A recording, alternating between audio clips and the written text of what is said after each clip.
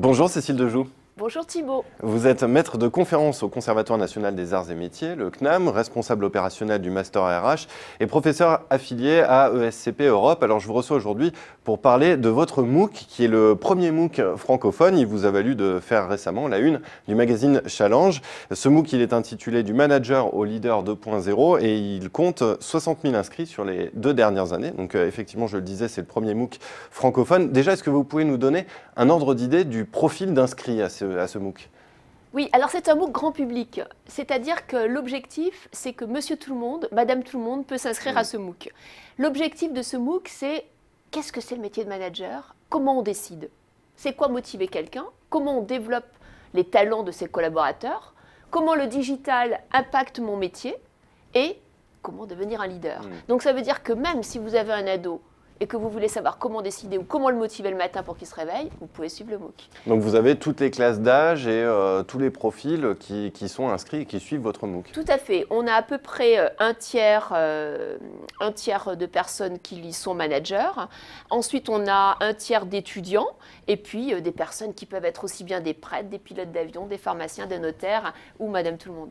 Alors votre succès, il est intéressant parce qu'on est aujourd'hui en pleine phase de tâtonnement dans les MOOC. On ne sait pas vraiment dans les écoles comment prendre ce problème. Alors selon vous, quels sont les facteurs clés de succès d'un MOOC? Comment est-ce que vous analysez votre propre succès? À mon avis, il y a 3 éléments essentiels. La première raison de ce succès, c'est que j'ai pensé le MOOC comme une série télé. Qu'est-ce que ça veut dire? Ça veut dire qu'à chaque épisode, vous avez un objectif. Un début, une fin. Mais en même temps, il y a un objectif sur la durée.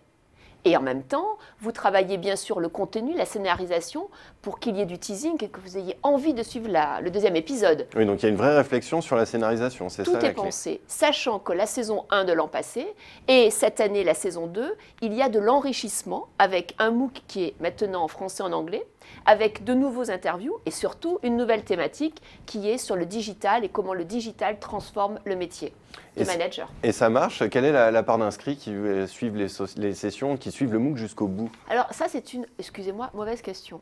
Parce qu'un MOOC, l'intérêt c'est pas de le suivre jusqu'au bout, c'est de picorer. L'intérêt c'est de faire son marché. L'intérêt c'est qu'on n'est plus dans les anciens cadres. Je viens pour suivre ma formation parce que ça me permettra d'avoir le diplôme. C'est terminé. On vient pour le plaisir d'apprendre, parce qu'on fait le MOOC sur son temps de loisir, et que si je ne suis intéressée que par la session sur en quoi le digital transforme le métier de manager, et que je veux simplement voir l'interview de Monsieur Crozier, PDG et président France de Microsoft, je fais le MOOC, je prends l'interview, je l'écoute, je réfléchis, et voilà.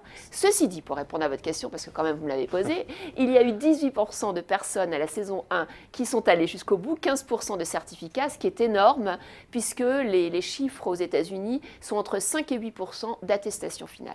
Mais alors justement, c'est intéressant ce que vous dites. Comment est-ce qu'on reconnaît les compétences acquises via ce MOOC? Comment est-ce qu'on les valide? Il faut un diplôme, il vous délivre un certificat. Comment est-ce qu'ensuite on fait valoir ces compétences auprès de recruteurs par exemple? Alors très facile, vous avez 2 façons. La façon classique, vous venez chercher un bout de papier, vous venez chercher un diplôme, vous venez chercher une attestation, pas de souci. Vous faites les QCM après chaque session et si vous arrivez à la note adéquate, on vous envoie une attestation. Ça c'est la première façon de voir l'idée de l'attestation et de voir l'idée de la certification plus tard. La deuxième façon, c'est qu'en fait, vous êtes beaucoup plus dans une logique de nomade. Vous venez pour faire le MOOC, vous essayez simplement de participer aux différents réseaux sociaux, parce qu'un MOOC, c'est 50% de contenu, 50% de participation sur les réseaux et le forum.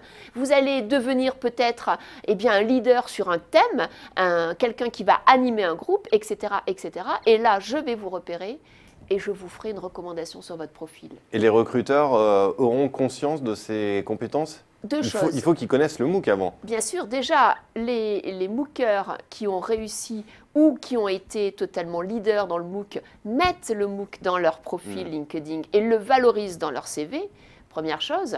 Et deuxième chose, grâce au MOOC, on peut aller beaucoup plus loin, on peut créer une communauté, on peut trouver un travail, on peut trouver des personnes avec qui échanger des bonnes pratiques et on peut surtout se créer une communauté d'experts, de managers que l'on ne peut pas se créer ailleurs. Parce que dans l'entreprise, on est dans un environnement contextualisé et fermé, mais là, comment vous faites si vous voulez rencontrer des managers, que vous ne voulez pas adhérer à une association et que vous voulez que ces managers ils soient dans le monde entier? Ce MOOC, c'est 55 pays.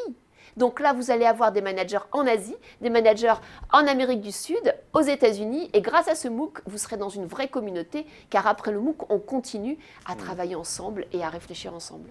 Une autre problématique liée au MOOC, c'est celle de la monétisation. Comment est-ce qu'on rentabilise l'investissement? On lit des chiffres, environ 50 000 € d'investissement en moyenne par MOOC. Est-ce que vous-même, vous arrivez à gagner de l'argent avec votre MOOC? Alors moi, j'ai deux réponses. La première, c'est que moi, je suis enseignant-chercheur, d'accord? Donc la question de business model, elle appartient à mon institution. Et le CNAM, qui est le premier établissement public à faire de l'enseignement à distance, a un business model autour des MOOC, puisque grâce à notre administrateur qui a la volonté de développer le numérique, Olivier Faron, on a une cellule sur les MOOC d'entreprise pilotée par le directeur du numérique, Philippe Dedieu, et David Jed, qui aident les entreprises à créer leur MOOC. Donc oui, il y a du customizing MOOC pour les entreprises, et venez au CNAM si vous êtes une entreprise et que vous voulez faire du MOOC. Mais, à mon avis, c'est pareil que si vous vous posiez la question, je suis une grande entreprise de parfum et je vous offre un échantillon au sortir d'un grand magasin. Un MOOC, c'est un peu ça. C'est un sample, c'est un échantillon. C'est pas qu'une vitrine, c'est je vous donne le meilleur en petite dose. Grâce à ça, eh bien, je peux vous faire connaître d'autres activités qui peuvent être du présentiel, de l'enseignement à distance, des MOOC d'entreprise, etc., etc. Donc, c'est une autre façon de se faire connaître et de valoriser la valeur la plus importante qu'une entreprise a, ses actifs stratégiques. Eh bien, Cécile Dejoux, merci de ce décryptage sur les recettes d'un MOOC à succès. Je rappelle que vous avez lancé le premier MOOC francophone en termes d'audience. Merci d'être venu sur Exerfi Canal. Au revoir Thibault, merci.